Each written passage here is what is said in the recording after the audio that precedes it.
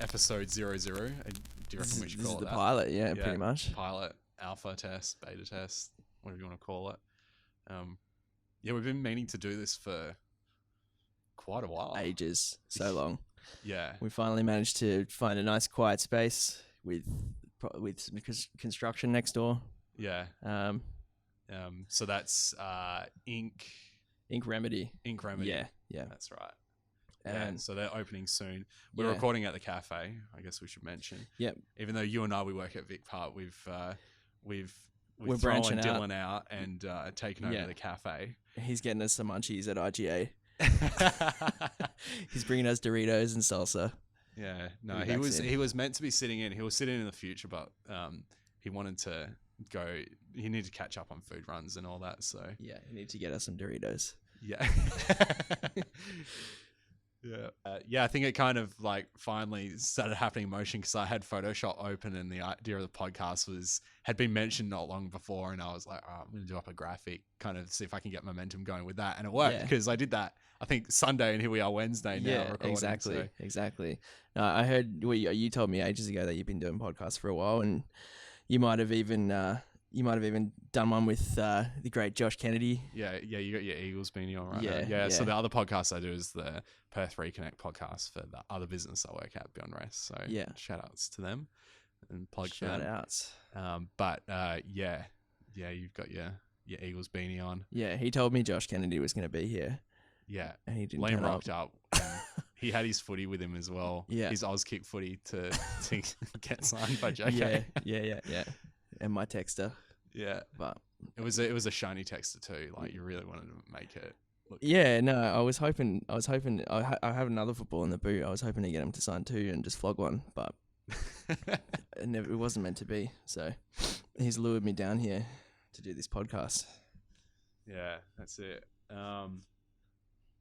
So it's kind of just going to be a real casual conversation podcast with a few segments. This is kind of beta test, just put it out there, see what people say, see what they want to hear. We just thought we'd kind of talk about that, maybe talk about some albums that we've listened to recently, because that's, we get asked about that a lot. So we can put that in audio form for the masses. So yeah, I did mention to you earlier today, I was like, think about maybe an album that you've listened to recently. What was it that you said? Yeah, well, it's Suspiria, actually, the soundtrack to the film that came out in 2018, the remake of I think it was a 1977 horror film. Yeah. And there's a lot of buzz about Tom York at the moment because it came out recently that someone tried to leak a mini disc of theirs. I think it was a lot of mini discs. Yeah, a bunch, like shitloads, like about 2.5 hours worth of music or something like that.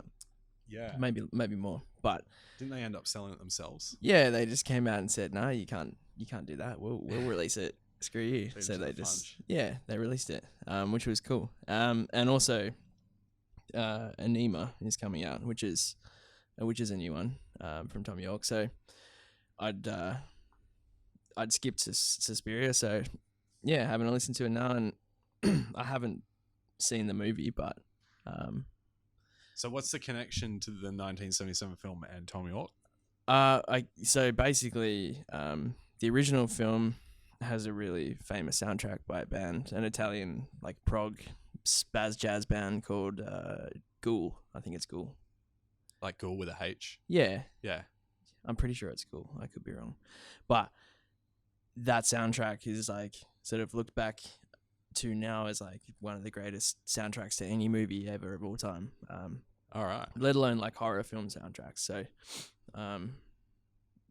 it's up there with like what John Carpenter was doing with his films. It's one of those. I was about to say, this kind of sounds in line with John Carpenter. Really fondly remembered soundtracks, and a bit of a concept album as well. And Tom York was like approached by the director of the remake to do the soundtrack or the score to the sequel. And it's his first movie soundtrack. Apparently he took a bit of convincing to actually agree to do it, but with like some encouragement from Johnny Greenwood from Radiohead, who I believe like won an Oscar, was nominated for an Oscar for doing There Will Be Blood, and like another one that I can't recall. He agreed to do it, and he put it out, and it's really good. Did you see that Tropical Fuck Storm do a live kind of playing like soundtrack playing along to No Country for Old Men? Oh no, I didn't see it, but I've seen them post it a it. couple of times on Instagram. It looks pretty cool. I hope they record it. So they're playing the movie on a projector? Yeah, same thing, and they kind of like have the jam. I don't know if they work current songs into it or something, but like from memory, it was a while back since I last saw them plug it, but the poster stated like Tropical Fuck Storm play No Country for Old Men, so it was kind of seemed like a specific event. It. Like a one-off. I think it was originally a one-off, and then they kind of did it a few times again, and maybe have refined it a bit. But that's a pretty cool concept. That's awesome. Yeah, I've always when I've thought about jamming with friends, the like creative part of me, conducer's always been in my head, like putting on a film and just pressing the mute button. Yeah. That makes total sense, really. Like I always think about it in the context of spaghetti westerns. Speaking of which, have you ever seen Dead Man, the Jim Jarmusch? I think it's Jim. I'm pretty sure that's how you say his name. Jim Jarmusch, the film director. Oh, is this? It's a Neil Young, Johnny Depp film. Yeah, that's right. Yeah. And it's in like a sepia sort of black and white tone. 90s kind of film. Yeah, 90s. Yeah, when Johnny Depp was still a respectable human being. Neil Young did like a film score to it. You couldn't call it a soundtrack because there's no songs. It's like pretty much exactly like you said. It sounds like he just put the movie on and just sat down with his guitar and like a fuck off reverb pedal and just like made some sounds to the film, and it just came out fucking excellent. It came out perfect. Okay. As far as I'm concerned, it's one of the soundtracks that everyone. Because I've seen the soundtrack come into the shop at Vic Park. I think we had it once before. I can't get it again at the moment, but I'm sure they'll. I don't think it's limited. I kind of just assumed it would be like a standard kind of movie soundtrack. I didn't realize it was done by Neil Young. It probably says it on the cover, and my eyes. Yeah, it does definitely in the finer print. But yeah, it's on there. But yeah, you should definitely check out. If you haven't seen the film, check out the film. But if not, well, check out both because they're both fantastic.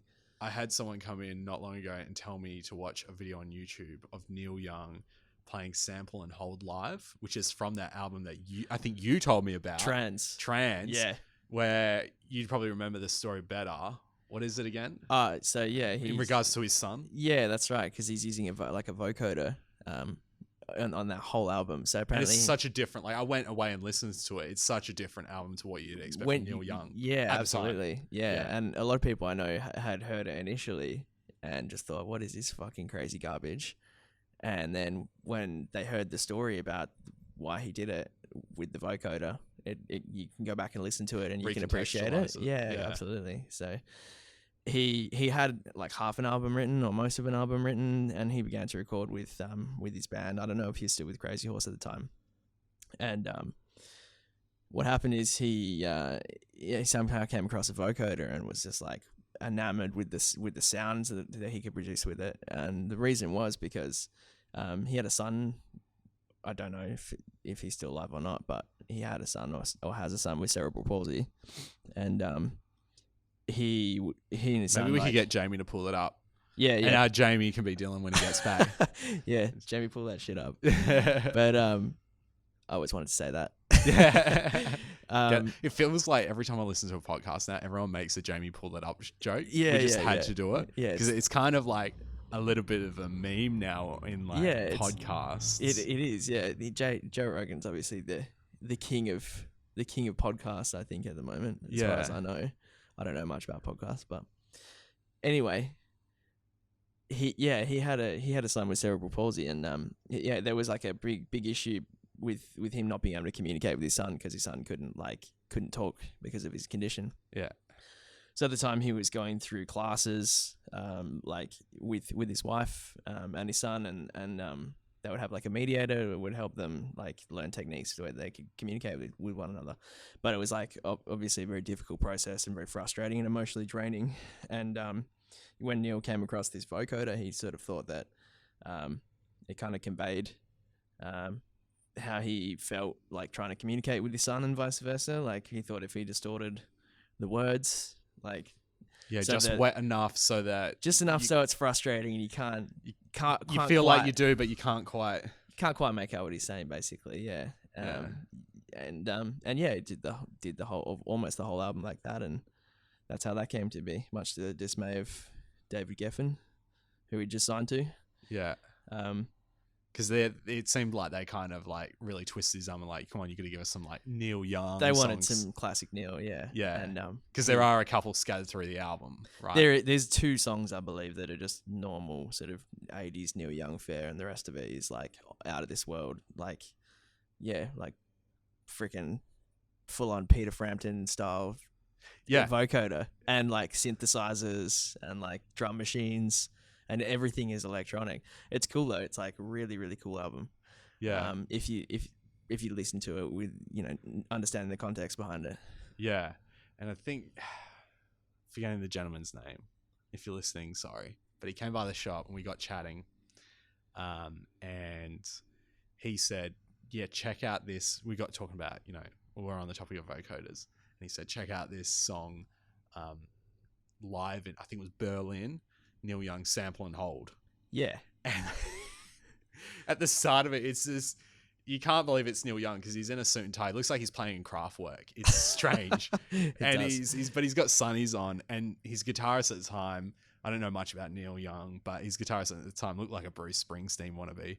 And he said, like, the line he says as he's kind of like tuning up, he goes, "Dinosaurs in the computer age," but that's run through the vocoder, and it's just the coolest intro ever. Yeah. And you just like crack up laughing, and then they get into it, and it's this like real rock out kind of tune. Yeah.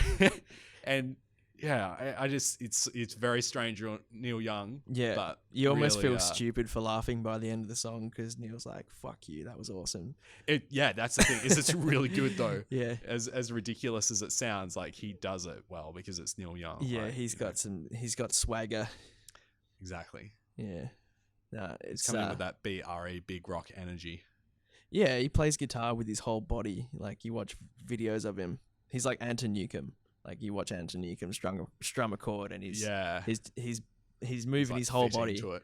He's fitting to the music pretty much, and like Neil does that. He likes to stomp around, and it's pretty rad. He's got a real presence, and he also invented. No, he didn't, but he popularized flannelette shirts, and I thank him for that as well. Neil Young did. Yeah. Oh well, I mean, I just imagine you're wearing he did. a flannel right now. So I am. Yeah. And you got him to thank for it. Yeah. Thanks, Neil. And then under that, you got a death shirt.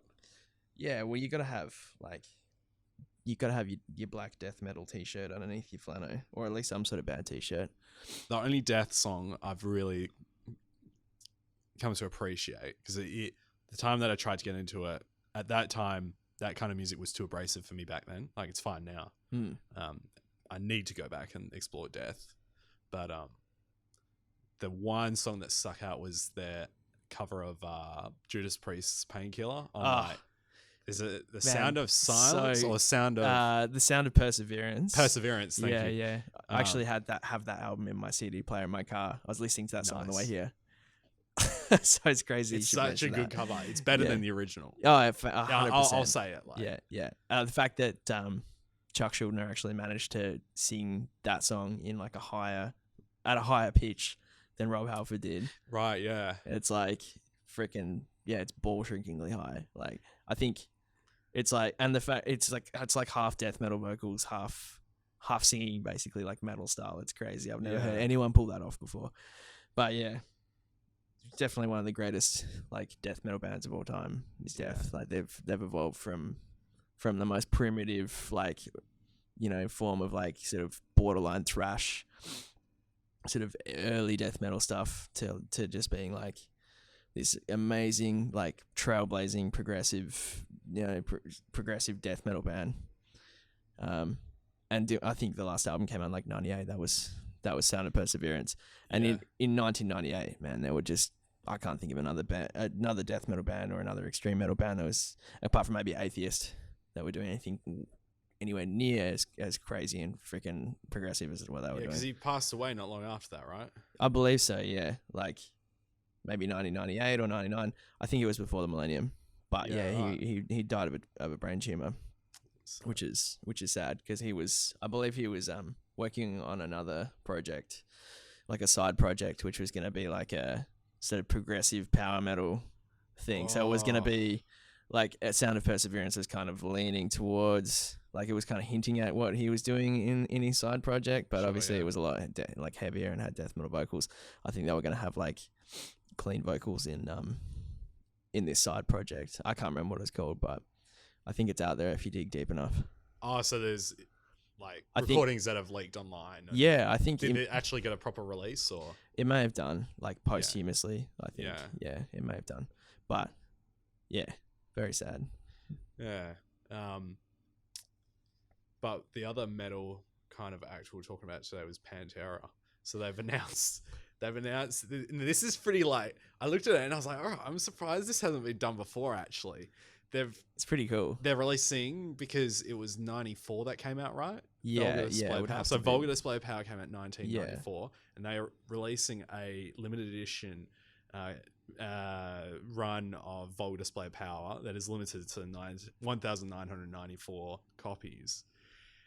And the art, the sleeve is like, it's 3D. It's like 3D printed even.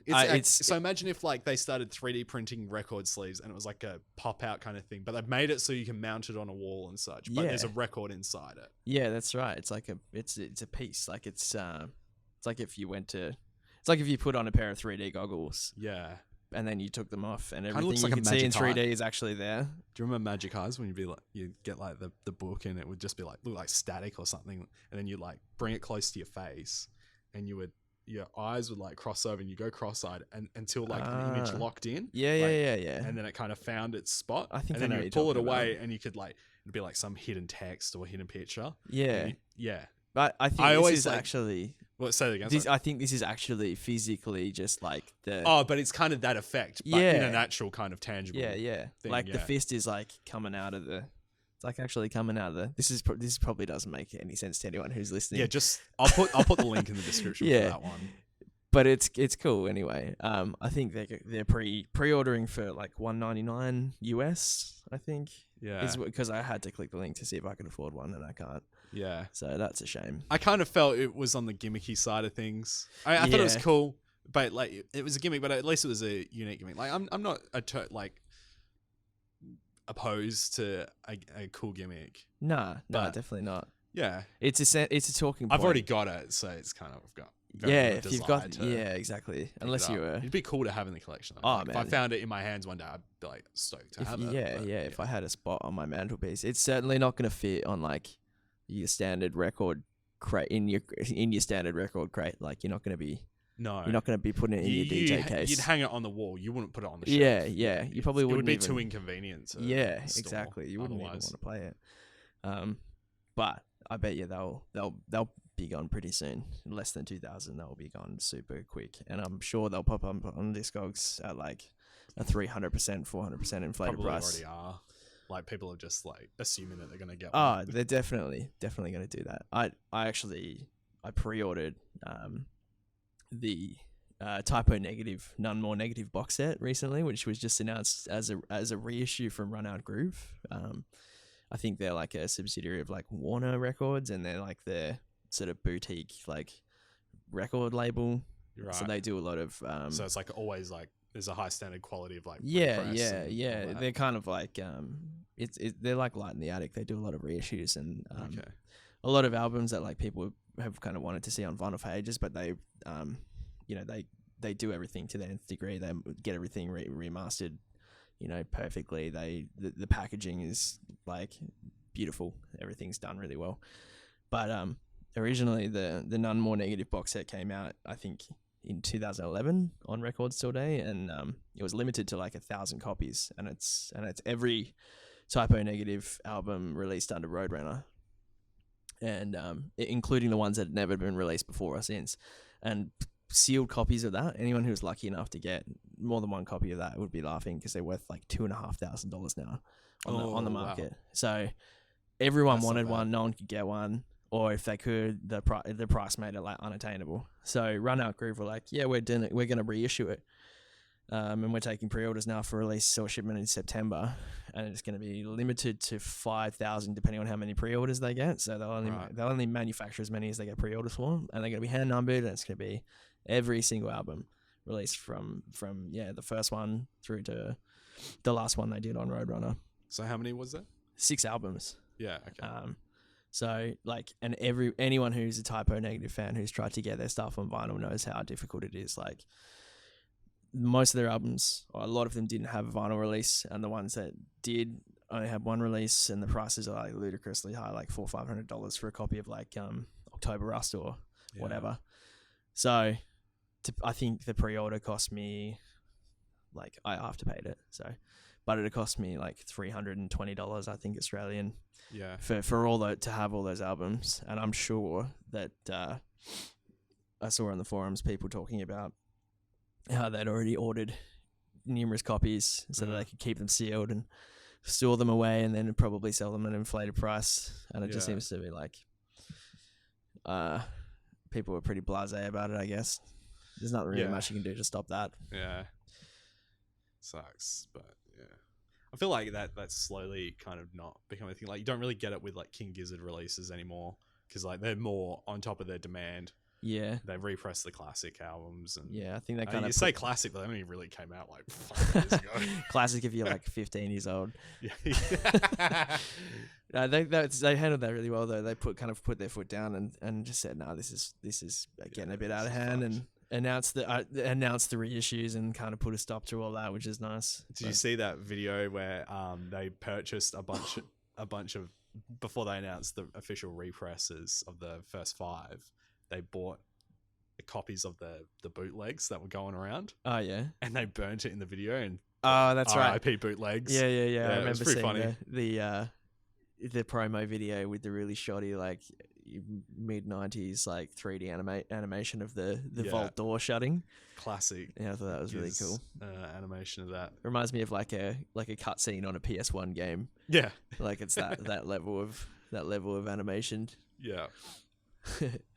Gotta keep it retro. Yeah. So I think the album, but kind of an album, but is also an album that I was going to talk to you about. I actually mentioned it to you earlier today, but I was like, actually, this will be good to talk about because it just came out. Yeah. What was the film called again? It's a film produced by a surf company in collaboration with the label Mexican Summer, who have recently worked with Dung Yan on a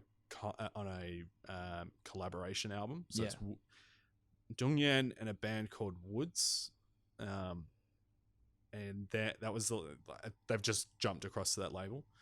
And Dung Yan, Conan Moccasin, along with Andrew from MGMT, they match up. Alalas, awesome band. We were talking about them. Great band. And a couple of other artists that are really good. They approached them and said, we've got some surf footage that we filmed. Would you be interested in recording songs matched on to match the visuals? Kind of like what we were talking about before, really. Yeah, absolutely. And so they actually, from what it seems, they don't specifically state it, but it looks like they actually flew those artists to the areas where they filmed it. So the film jumps across different locations, and it's basically a surf film with different locations around the world where it's shot, and they get bands to go there. I assume there's someone really nice at least, and record songs to certain pieces of the footage. And it's really great. It's all unique material that is written for it. It's just like a very kind of, I don't want to say sophisticated, but very like well-crafted surf rock. Right. It's really been labored over because each artist only did between 2 to like 4 songs or something. They're really hyper-focused on those and each moment of the film. So it created a really good soundtrack. I'm probably 100%. Gonna get it at some point. Is it? So there's a vinyl release. There's a vinyl release. Yeah, they knew people would be super into it. Yeah. And because it's got such big names on it as well, that are kind of bands that people would pre-order records for, Absolutely, yeah. Well, like Dungyan. yeah, well, that's see those that the only band really that out of all the bands that you mentioned that I'm familiar with properly is Lars. Yeah, They've definitely got like that surf rocky vibe. They've kind of built a career around that almost. I only just this kind of, because I watched it a few nights ago, and that night and the following night I did a bit of a deep dive on Lars, and found out that they, at least three out of the 4, I think it was, met while they were working at Amoeba Music in LA. That's right. I read that ages ago. Yeah, which is cool. Yeah, that is cool. But it kind of like, because I went through and listened to their 3 albums, and it seems very, there's no 2 songs that are the same, even though it's a very consistent style. Yeah. And it does seem like they obviously were, going through the shelves, listening to a lot of music and kind of learning from it, because it's very, I feel like it's very inspired from the niche areas that of surf rock, so Beyond Your Dick Dales and all that. Unless you were super into that genre at the time, you probably would be unaware of. And having that inform your music is really, from such a niche area, would be really cool. It sounds like a band full of crate diggers, basically. Yeah, exactly. Oh, the boss is back. The Doritos have arrived. The other Connor Moccasin was the other one you mentioned. Yeah, so it's him and Andrew from MGMT. Yeah. Which is pretty cool. I can imagine that would be a pretty cool blend. Yeah. Connor Moccasin, he's from New Zealand, is that right? That's right. The song they record, one of them is called Bad Boys, and he says the term bad boys, but he runs it through this like speech pedal, and it warps and jangles and stretches and pulls and the voice, and he fucks around with that a lot through it, which is really cool. Do you know what kind of, is it like a guitar effects pedal or? I don't know. Or just some sort of, it's some sort of studio effect. Yeah. And then, but it's really cool because he's kind of mucking around with it live. You can feel him turning the dials and and that's I imagine MGMT would probably bring a lot of like that influence, like the electronic side of things. I wouldn't be surprised if it was him singing and then Andrew from MGMT's sitting there twiddling the knobs. Yeah. Did they pick like famous locations where there's like famous surf breaks? From memory, it was obviously Los Angeles because it is an American production, and then the Maldives was another one, not to be confused with the Maldives in Perth South. Not the same thing. That'd also be a luxurious place to go. I'm gonna find out. You can surf the dunes there. Yeah. What about Australia? Anything on location in Australia? The closest thing that came to it was Maldives, which isn't. Which is not Oh, Maldives. Here's the cool thing as well. I totally forgot to mention. Robert Beatty animates over it, not throughout it consistently, but in certain transitions and at the start and the end credits, and he does all the text and the artwork. So fill me in then, because I'm not familiar. Who's Robert Beatty? Robert Beatty is an absolute lord. He is a musician, but he's most famous for his artwork, and I believe he's an American guy, or he might be based in London. I'm not too sure, but he has probably graced every kind of music scene out there with his album artwork. And it's very distinctive. A Weird Exits by the OCs. Yeah, that's Robert Beatty. He does the art. He did that artwork. Yeah. And he's also done. He must have done some Ty Segall, right? Or Ty More Segall. than likely. I feel like sorry, go on. Oh, I was gonna say I feel like or maybe like Fuzz or something like that, or. Yeah, possibly. His style is very distinct. So he also did Gum's third album, where it's just the text Gum written in that really fancy style. Yeah. He did the Currents artwork for Tame Impala. Oh, okay. So it's not illustrated. He does illustration and he does graphic design sort of stuff as well. Then, because Currents was pretty like it's all graphic. That design. was that was definitely graphic design. Yeah. So this is his kind of style. Yep. So very unique, 100%. Like very very distinct. He also very does, San Francisco. Like gives me that sort of like Yeah. Castle Face Records, like San Fran kind of vibe. Yeah, exactly. I'll find out actually if he's American, according to Wikipedia, and he's from Kentucky. That's not what I would have guessed if I had money on it. No, but me yeah, neither. he album artwork. He did maybe he hasn't done a Palmer. He did Gum's most recent one as well. He did Drug Dealers one, Honey. Would you say that this guy would be your favorite cover artist, like your favorite album cover artist? He'd be in the top 3. Yeah. Who are your others? I kind of feel like I gotta say Jason Galea who works from Flightless, who does all of King Gizzard's artworks. Yeah. Giz have got some pretty damn interesting album covers. Jason Galea's definitely been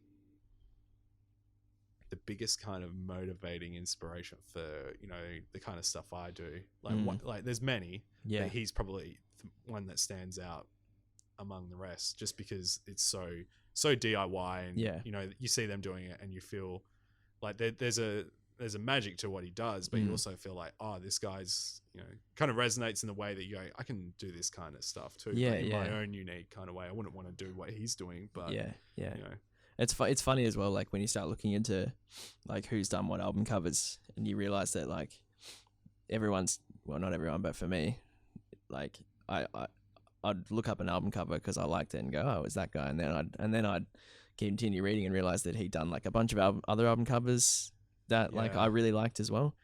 And you just it's like you're just subconsciously drawn to like one person's cover art, like Roger Dean, man. Like everyone probably knows who Roger Dean is. He was responsible for like most of the Yes album covers. Yep. And he's instantly recognizable because okay, so is it the same guy that does Obsidian? Potentially. Is that an old prog band or? No, it's they belong in the soul section on the shelves. Is it Obsidian? Is it Aussie Bisa or Aussie because it's in Bisa? such a stylized font. As soon as you see the band name, like it's almost like he's doing a logo for like a death metal band or something. Every band, you got to really look at it and be like, what are they saying? Everything's really looped around and like. His art is instantly recognizable, and I think he's done like he did a lot of prog like stuff, and I think he might have done maybe Budgie's first album cover as well, but I'm not 100% on that, or maybe one of their album covers. But yeah, his stuff is amazing. Dan Seagrave is another one who's like, I know that name. He probably he's like all of the classic death metal album covers, like he was like did a lot of landscapes, so it wasn't like your Cannibal Corpse like ripping entrails out kind of stuff that he was doing, but more like your hopeless like hellscapes, and Suffocation was like a good example. He did a lot of that stuff, a lot of like early 90s. Like chances are if you look up a classic early 90s death metal album, he probably did the cover. But I'm sure there's plenty of other cover artists as well that are just totally slipping under the radar, or teams like what's that that production company that did like all of those classic Pink Floyd album covers and Hypnosis. Yep. I'm sure there's plenty of people like that are flying under the radar. The other guy who Hypnosis, I did a project on this guy at uni. Forget the guy. He did the photography for Animals. What's the first David Gilmour one? Learning to Fly Again? Is that no? The first David Gilmour album? Yeah, I think it's just self-titled. No. Sorry, not David Gilmour. Pink Floyd after Roger Waters left. After Roger Waters left would have to be the Division Bell. No, that's Roger Waters' one. I'm pretty sure. I think the Division Bell is actually is no Roger Waters. It's David Gilmour era. Okay, Pink right, Floyd. yeah. I think the last one. I've not really listened to the Division. Oh no, sorry. I was thinking of what's the one with the. I know what the Division Bell is now. Yeah, that's right. That is right. Dudes. Yeah. I haven't really explored that one. I'm into that. I know the classic ones. Animals is my favorite. Yeah, Animals Wish You Were is Here and all killer. that. I don't really go. I've tried the Sid Barrett stuff, and it's just like It's it's an good. acquired I can tell taste. it's clever and everything, but you know, It's a guy there's just so losing much his more mind, else I want to basically. explore at the time that it gets put aside usually. Yeah. But I can appreciate it.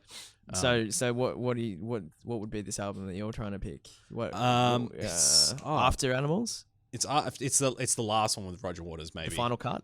Yeah, that's it. Thank Yeah. you. That's why I couldn't think of the name. Cause That's such a pretty generic name. yeah. That one, I don't know what it is. I've looked at it playing. I can picture it in my head, but I don't know what it is. It's is it a like military jacket or it's the badges that they have, like the fabric kind of. it's like a you know, black pins. Yeah. jacket and like a military Yeah. badge pin thing. Yeah. Like, war. Is that- ones. I'm assuming it's probably his father's, because you know that in the war there's all that theme of his father going away to war. And all that. yeah, cause like that. Yeah, I suppose like a lot of that, because I think most of the war was written by Waters. It sounds like a Waters. It was thing. mostly him. Yeah. Yeah.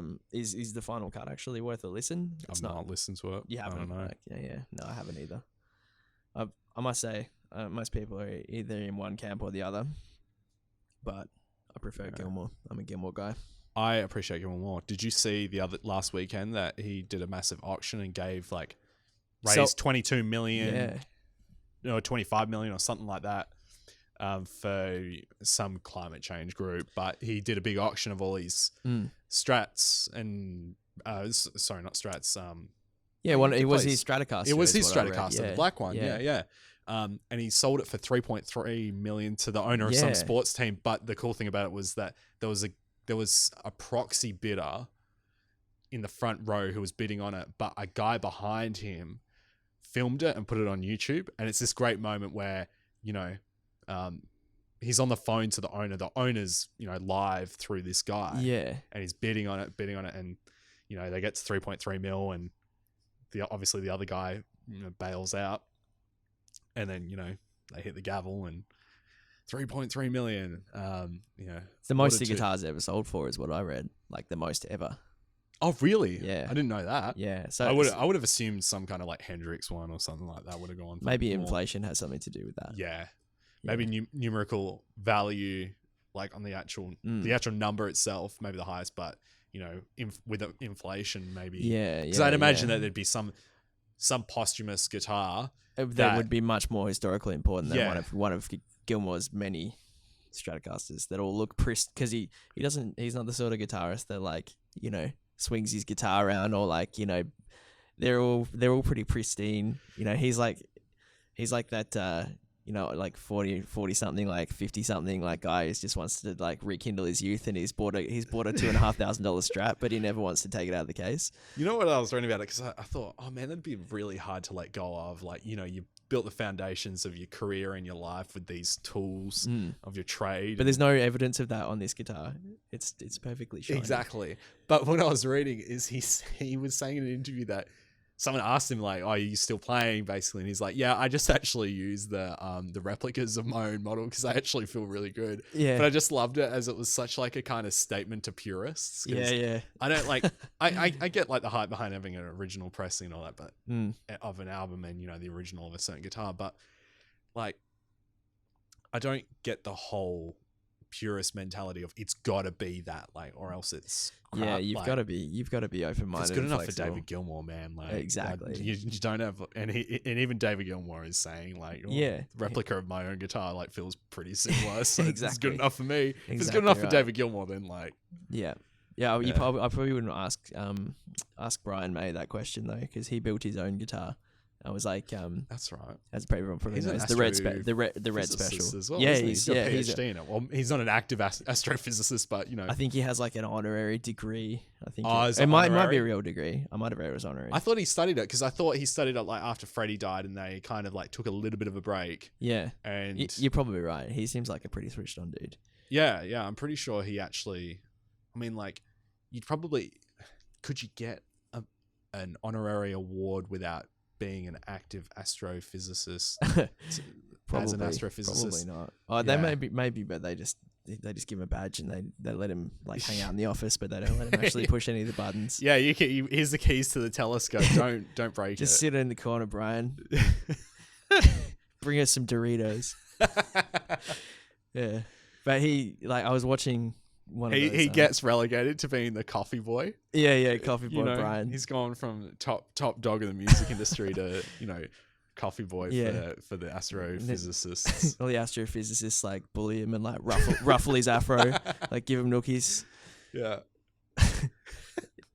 But anyway, his homemade guitar, he built it out of his fireplace with his dad when he was a kid. So anytime something goes wrong with that guitar on stage, he had someone in Australia, like a luthier, like specially build him an exact replica of his original Red Special, so that if he breaks a string, his guitar tech will run out on stage, bring him the replica. He'll play the replica until like the string is back on, and then it's just like straight back to the Red Special. It's all he'll ever So he play. only uses that guitar, like mainly, unless he breaks a string. Unless he'll only use that one. Yeah, pretty much, or unless there's a song that like requires a different sound, maybe, or something like that. But that's pretty rare. And he plays with like he'll only play with like nickels or pennies or whatever. What? So yeah, he like, because that's just what he's used to. He doesn't use guitar picks. He uses like nickels or pennies. So his guitar tech and his repairer or whatever has like all this work to do, getting rid of all these like nickel filings from around his strings, and like fixing all of the damage that like a nickel will do to a guitar, eventually just like wear it away. And yeah, he's just like super finicky about his guitars and his amps. Like he uses like a whole wall of like Vox amps, like a literal wall, like I reckon probably from like floor to ceiling in this room that we're sitting in, from like that pillar to that pillar, just filled with Vox amps, all individually mic'd up, and then they're all run into this like some sort of rack mounted controller, and his guitar tech just like pushes certain buttons throughout the show at certain points of the songs to change his tone for him, so he doesn't have to push any pedals or anything like that, so he can just go out there and play. And he knows exactly when the sound of his guitar is going to change, because the guitar tech is just like, yeah, I just stand here and I push this button at like 32 seconds into this song, then I go have a diary, basically. So, but then the rest of the time, he's like super pedantic, working tirelessly.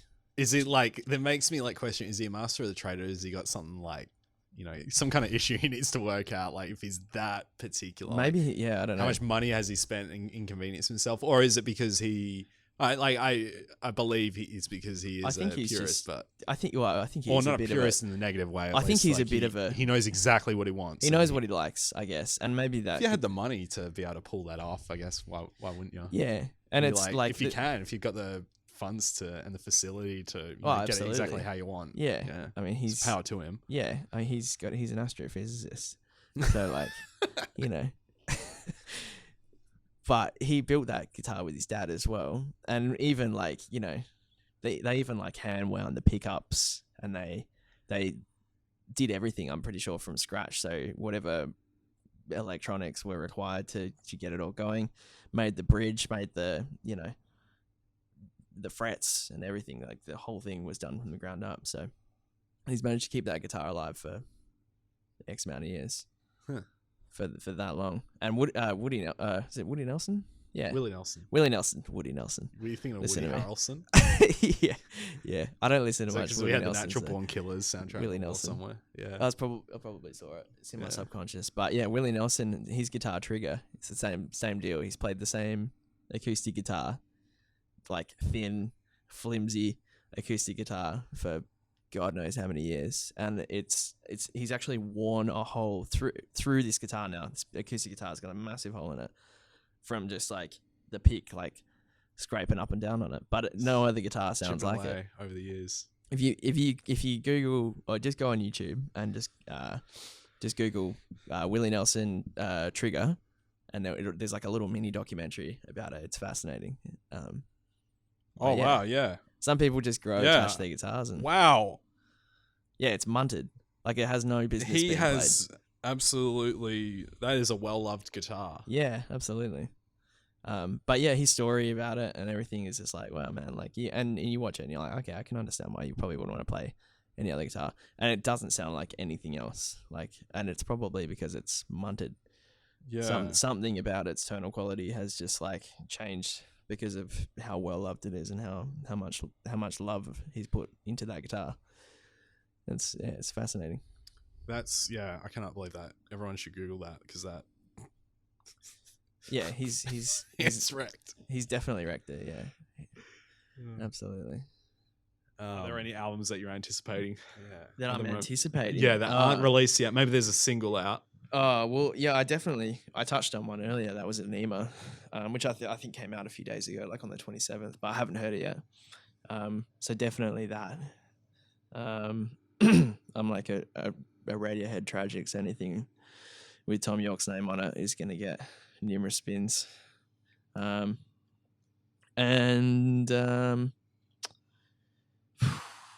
Something coming out, I don't know, but something I ordered recently that I'm anticipating. It's Arrival. Yeah, which is I think it's Donnie and Joe Emerson. So a lot of people might have heard this. This is a Light in the Attic release. So Light in the Attic are really cool because they kind of pick like really obscure, forgotten, but like really cult classic albums or like super cult classic albums, and they reissue them. So they're the ones that did the Rodriguez reissues because there's an amazing story behind that, and it's wasn't super popular everywhere. You know what? You want to know something that film does not mention because it inconveniences the story that they're painting? Is that Rodriguez actually had pretty reasonable success in Australia. Yeah, touring. They don't make mention of that whatsoever. Yeah, in the film that's because it kind of like takes it away from the thing. Yeah, that's actually because he toured with something I Midnight wondered. Oil back in the day, apparently. Yeah, because everybody in Australia knows who Rodriguez is. Like, most people do anyway. Yeah. So the fact that there was definitely, when I watched that film for the first time, I kind of thought, but I didn't really think too much beyond that because I was probably just like too blown away by the actual story of him and it's still an incredible story. South putting Africa. that aside, like in terms of having no idea about how big he was in South Africa, and man, it's a mind blowing story. Like and he's filling out stadiums, like and he was essentially he was never at that point here, working his hands to the bone, living pretty much on the fringe of poverty. Yeah. As far as at least the way the picture paints it anyway. The film, but. Yeah, so Light in the Attic did those, and they did what's the other one? Those three religious girls whose parents like forced them to record an album because their father like had a dream, a vision from God. Have you heard about that one? No. I'm gonna find it up. What's it called? What's the label? I'll find it via the label. I can tell you the name of the album. It's called Philosophy of the World. Philosophy of the World. Yeah. Okay. So this is a more interesting story than the one about the Shags. The Shags. So, man, you have a listen later and you'll lose it. But basically, they'd never played instruments before. They came from a family. So is this like the Christian equivalent of Captain Beefheart? Man, yeah, exactly. You hit it on the head. Basically, that's exactly what it sounds like. So it's these three like really weird looking like twin sisters.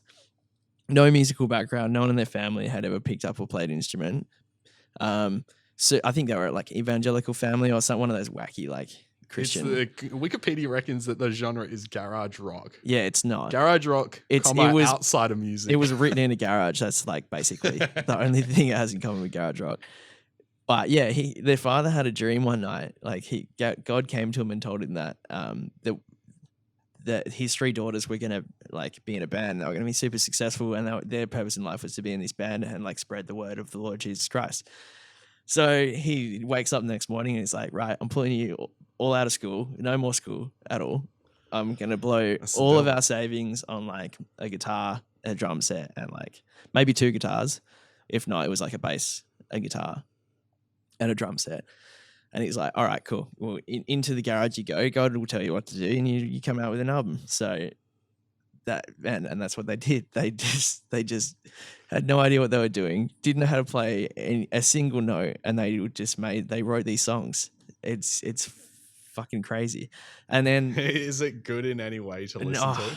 Look, is it a novelty thing? It's very novel. It's novel. It's like Kurt Cobain was like a massive fan. So what does that tell you about it? It's like Right. he was really into like weird and wacky shit. Yeah. Um, Like Daniel Johnson and yeah, although Daniel Johnson's probably definitely has a lot more musical merit to the Shags. The Shags Yeah, is just oh, a of course. hilarious story, really. In okay, retrospect. it's more about the backstory to it, Yeah. than about the music. So no one's got the lyrics memorized. Oh no, they do definitely. Like Yeah, the don't songs are underestimate the internet. the songs are just so innocent and just like Oh, okay. like the song titles are like my pal Foot, which is like My their pal cat Foot. my pal Foot, which is like the Oh, name my of their cat. powerful foot. And there's another song called like Who Are Parents, and it's a song about like who parents are to us as children, and like, you know, I'm so happy when you're near. yeah, I love that. They're so Christian. It's like not when you're in my arms, not when we're making physical contact. When we're at the distance that Jesus approves us of being, just near. I'm so happy when we're side hugging. Yeah. Yeah, but it's crazy. And then once they've got track 6 is We Have a Savior. Yeah. Track 1 on side 2 is Things I Wonder. It's very preachy. It's their philosophy of the world as like 3 very sheltered young girls, and it's fascinating. Very ideological. Yeah, very. It's fascinating in that sense. And then like once they had some songs written, their dad was like, "Cool, we're gonna buy some studio time now." All the while he's spending like blowing the whole family budget, and yeah, they're like, "All right, cool. Here's my girls. They're the Shags, and they're gonna record an album, and I'm gonna pay you to do it." And the guy's just like, "All right, like play the song, show us what you got." And they start playing, and it's just he would have. I imagine he would have just laughed probably, or cried, one or the other. And somehow they managed to get through this album. They recorded it, and like apparently at intervals during the recording process, one of the girls would go put their hand up, like stop during a song and go, "Oh, I made a mistake. You know, we've got to start over again." And like all the engineers were looking around at each other, like, how can they even tell that one of them has made a mistake? Like, how is this even? This is all organized. Like they've written this, and it's the only time I've ever heard like a drummer consistently play off beat, like out of time, which is probably harder to do than play in time. Like it's crazy. And then they reunited. They managed to reunite when they were like, Are they still alive? Yeah, I think so. Are they in on it now, or are they still kind of blissfully unaware of how ridiculous it is? They're definitely not blissfully unaware, but you watch footage of like when they got them back together, and it was almost kind of like, I don't know if it felt right really, because it was like, I think they were self-aware by that point, but people only really wanted to see them because it was just a bit of a bloody circus, like not because so it kind of felt like, you know, it wasn't really necessary to like reunite them. I'm hoping they got something out of it. I'm hoping they were, you know, I'm hoping it sold them albums and they got royalties or whatever. But yeah, it's a crazy story. And like Light in the Attic Records are so good for just like picking albums that are just long lost like that. Right. That are really, really like deep cut, like cult classics. And yeah, Donnie and Joe Emerson was another one that I ordered, and that's kind of a similar thing where these two kids in the 70s, like their parents built them a home studio and bought them some instruments, and they were just obsessed with writing songs and recording. But to the contrary, they were actually really, really amazing, but just never made it anywhere. So yeah, right. The album's called Dream and Wild by Donnie and Joe Emerson, and if you ever, it's on YouTube in full. It's cool as hell. And yeah, just these two high school kids, brothers, that all self-taught on their instruments, or both self-taught on their instruments, and just like multi-tracked these songs in the 70s, and like wore flashy like Elvis Presley style like white suits with like flared necks, and that's pretty bell-bottom trousers, and wild. Just it's recorded an album. Actually, speaking of, I'm curious on your thoughts on this. So, band biopics or artist biopics, because a lot of it's like solo people too, are becoming like, I've noticed the new kind of trend in film. Like you had Bohemian Rhapsody come out and that went wild, and then Rocket Man just came out, the Elton John one, and that's done really well. I've not seen either. No, me neither. And now I'm seeing talk of Elvis Presley one. I didn't know that. I just read the first thing about it today. Yeah. And it was the articles, like I just saw the headline, to be quite honest with you. But it came. I remember looking at it and it came from a like a half decent publication. They're basically speculating whether Harry Styles was gonna play Elvis, which I'm open to. Like, I don't care. I'm probably never gonna watch it anyway. But Harry Styles apparently in Dunkirk, which I've not seen it either. I've seen Dunkirk. Was he good in that? Someone no. told me he was. I think he was like, if you didn't know it was Harry Styles, if no one knew it was Harry Styles and it was still him, but he was in the movie, no one would have been talking about him. Like, that's the way I see it. But like, was he good? He was like serviceable. He did the job and he blended in, and like, so you must have to be good at acting to do that. Yeah. But it wasn't like a standout performance. Like, so yeah, he's obviously got some chops. Like, yeah. He seems pretty, cool enough. Like, obviously One Direction was a very manufactured kind of thing. They're guys that are like, they want to make it in the music industry. He's clearly trying to take a step away from that. Absolutely. Yeah. That's what I was going to say next. He's obviously, wanting to kind of put the One Direction thing behind him. Yeah. He's trying to build a body of work now, obviously. Yeah. And like, he's not taking shit cheesy roles. Like, it seems. Yeah. Well, he's intent on doing good cinema. Yeah. Yeah. I'm sure he's got a fucking great agent too. Yeah. Yeah. But, yeah, actually, he had like I don't know if he's done an album or whatever, but I remember when One Direction split and you started to hear like singles from each of the band members pop up. Did you hear his? No, I didn't hear any of them. Sounded like the first thing I sort of thought when I heard it, it was very different. It sounded like it had been written by like a room full of people though. Yeah, one of those songs. Yeah, because it was almost it kind of like a Kiss thing where they were like, because I don't know if Kiss said they broke up, because they say they break up a million times. Yeah. Where they had the solo albums, but they all released them on the same day, and it was them and their Kiss makeup on the cover, but they were all solo records. Was it kind of like that when they released all these singles? It was it seemed like an orchestrated effort, basically. Yeah, it just felt like, you know how you have like teams of songwriters these days a lot of the time. And it felt like one of those songs, but it was really, really well produced. I'll definitely say that. But it kind of vibe it had is like, you remember like when Robbie Williams used to like sing songs like, remember when Robbie Williams used to sing songs? Remember those days? Like, like late 90s. Yeah. And see, because his solo career was when I was growing up and started watching like music video shows and all that. Like that was like my first foray into music, actually, was like music video shows on like Channel 9 and ABC and Channel 10. I couldn't get enough of them. Hey, like it was just like pop music. And every kid, like every red-blooded young boy would wake up like early to watch video hits because all the chicks were like shaking their things. Yeah. It was like a rite of passage. Much. Yeah. I like and Rage as well.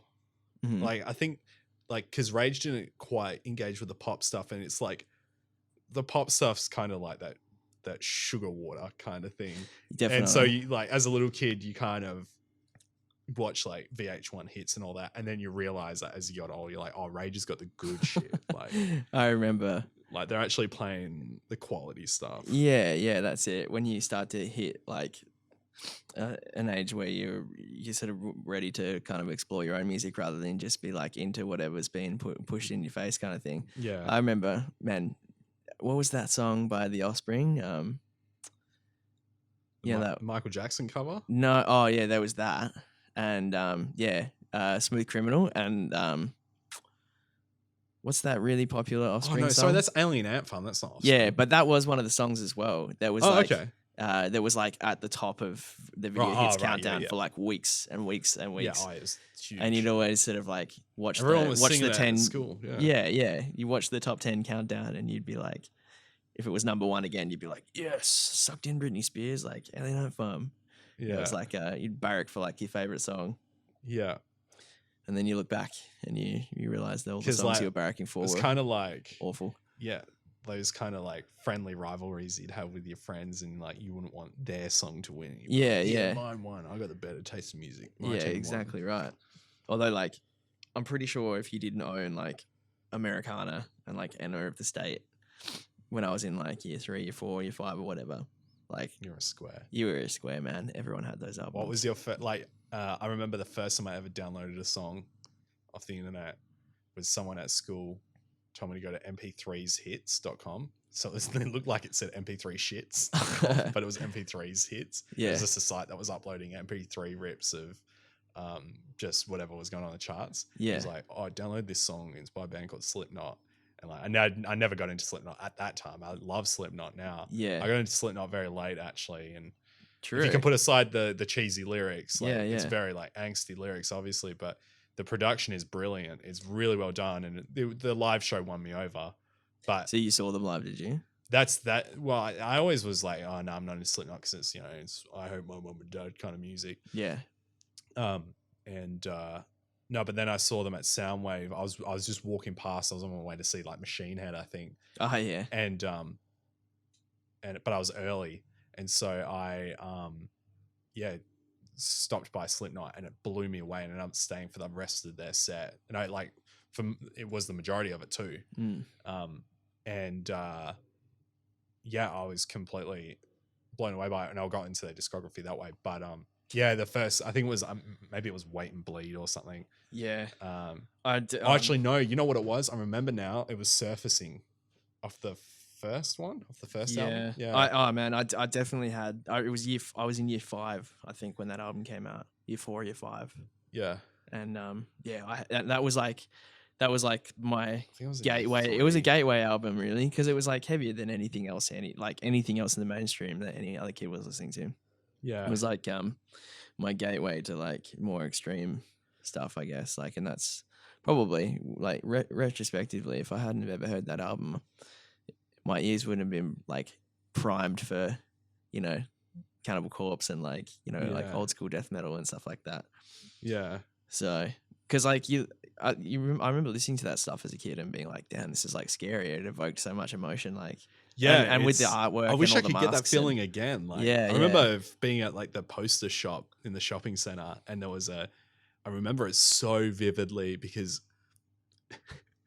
I opened up and it was a big poster print of the Rolling Stone magazine cover with Slipknot, and it was kind of like they were all peering into the image as if you're like lying in a coffin or something. I can't quite remember, but they're all like peering over the edges. Yeah. And it was like warning Slipknot inside. Yeah. And I remember my mum making a comment as well, being like, "Oh, that's a stupid band" or whatever. Like, yeah. As a kid though, my mum can appreciate them now. Like, my mum's pretty open to music these days, but you know, obviously she was being a bit protective of me because I was a little kid. But I remember seeing it and it stood out to me so much. And I remember thinking about it at home, and I was like, man, I want to fucking listen to whatever that was. Absolutely. It's so much larger than life when you're at that age, and you're so much more impressionable and like music. But the feeling was like, music it was like watching a horror you. film, but in an image. Yeah. And you're just like, whoa. Yeah. I guess that's the same kind of feeling that people would have had of Kiss. Maybe not so much to the same feeling, but that same kind of impact. Yeah. When Kiss came out, absolutely. the first bands kind of really you can put totally on this weird see makeup. You can totally see how that band blew up like the way it did, because they were it was the Alice Cooper, Kiss, you know, and like exactly. you know, shock, like, and it had just been recycled by that point. It hadn't really changed as much as it probably gotten tamer, really, from going back from like what Alice Cooper used to go on, so to speak, I guess, on stage. But yeah, like, because I was like a sucker for like Marilyn Manson and stuff, like growing up as well. You know, at the age of 10, maybe 11. Marilyn Manson did it. Manson was around before Slipknot by a few years, probably. Yeah, but he had that whole like freaky aesthetic. Like, I had that album Antichrist Superstar when I was like 9-10 years old. Yeah, and I used to chuck it on, and it would freak me out. Like, but you it's like watching a horror movie. You know it's gonna freak you out, but you'd put it on anyway because it was just like, you know, it was cool. You know, it's different, and it just drew you in. If you have a look at the artwork for that album, it's probably not something that like a 9 or 10-year-old kid should really be like, you know, looking at. Yeah, but it's definitely freaking creepy. It probably still creeps me out a little bit to this day. Really, is that the one where it's like him? It's him on the cross, and he's like, but it's kind of blurred. He's like rotting. It's like he's like Jesus Christ, and he's on the cross, and he's like his jaw's missing, and like he's all like rotting away and stuff. And you flip through the book, and it's all along that vein. It's all like him in creepy freaking outfits and rotting in different ways and stuff. It's like, yeah, it's cool though. Like, what kid wouldn't be drawn to that? Why wouldn't you? Yeah, exactly. Yeah. But yeah, like I actually had to listen back to some Marilyn Manson like not too long ago, a couple of months ago, and I was like, this is actually like, it's pretty good. I don't mind a bit of Marilyn Manson. I'll listen to a little bit these days. Yeah, I mean, Marilyn Manson's another one of those kind of like greatest hits albums. Greatest hits artists, I should say, like where I'll only kind of get into the greatest hits. That's fair enough. Album, and that's as far as I kind of end up delving into it. Yeah, a lot of his albums were like pretty rubbish, I suppose. A lot of the songs on his albums were very throwaway as well. But that's kind of that, because I remember years ago, like sitting down and giving one of his albums a shot, and it kind of seemed like that. There was some songs that were just kind of a bit filler. Yeah, he was very much a borrower as well. Like he wasn't really in any way like very original, but like he was just like his timing was right. Like so, like I think people like, especially after like everyone had gone through like punk and like grunge and things like that, all that the Seattle sound that was coming out of out of the 90s. Yeah. And then and that's all pretty like relaxed and heavy, benign. But aesthetically relaxed. Yeah, definitely. Yeah, I suppose you could put it that way. And like, yeah, all of a sudden like Marilyn Manson's like, donning all these freaking crazy outfits and like stirring up shit with religious people, and just like shock rock was, he basically just brought shock rock back into the limelight, and the timing was like probably perfect for it. I've probably watched a lot more Marilyn Manson though.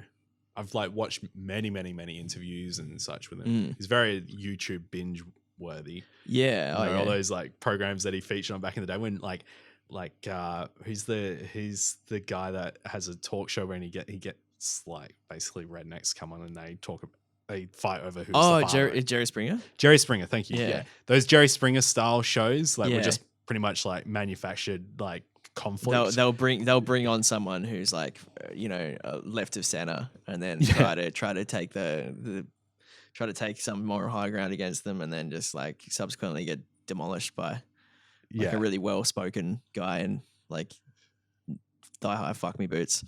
Exactly. you can watch a lot of those. There's a few out there. Moments where people think, some idiot's walking in, but then he's not an idiot at all. Yeah, he's very smart. Yeah, he knows what he's doing. Actually, and he knows how it looks. Yeah, absolutely. He knows exactly what he's doing. Bowling for Columbine is probably that was kind of what led me onto that, because I saw the clip and then I was like, oh wow, Marilyn Manson's actually super interesting. He's very articulate. Yeah, that's it. Yeah, no, that's what I think that was probably responsible for like almost like a shift in his image as well. But yeah, I guess we should probably wrap it up and get on with our lives. Yeah, but I think it's worked pretty well.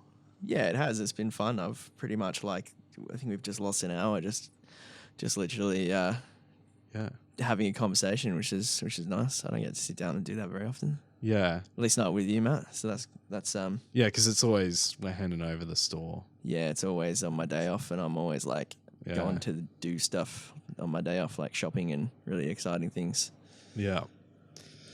So definitely be doing more of these, I think, and possibly interviewing maybe people, well, not even interviewing, chatting, just bringing some people in for a chat, and just having these kind of conversations. So I guess I'll put it out there. If any artists who are listening are interested in jump behind a mic, Marilyn Manson. Marilyn Manson, if you're listening, shoot us an email, and or if you've got any questions, or if you want to elaborate on anything we've discussed, or if you have any other tidbits of information, thoughts, feelings, and opinions, anything we left out. Yeah, did we get any facts wrong? Yeah, there's that saying, if you want to know something on the internet, don't ask, just say the wrong thing and someone will correct you. Yeah, exactly right. So if you want to correct us, definitely do that. Far away. Or if you have any topics of discussion for the next time.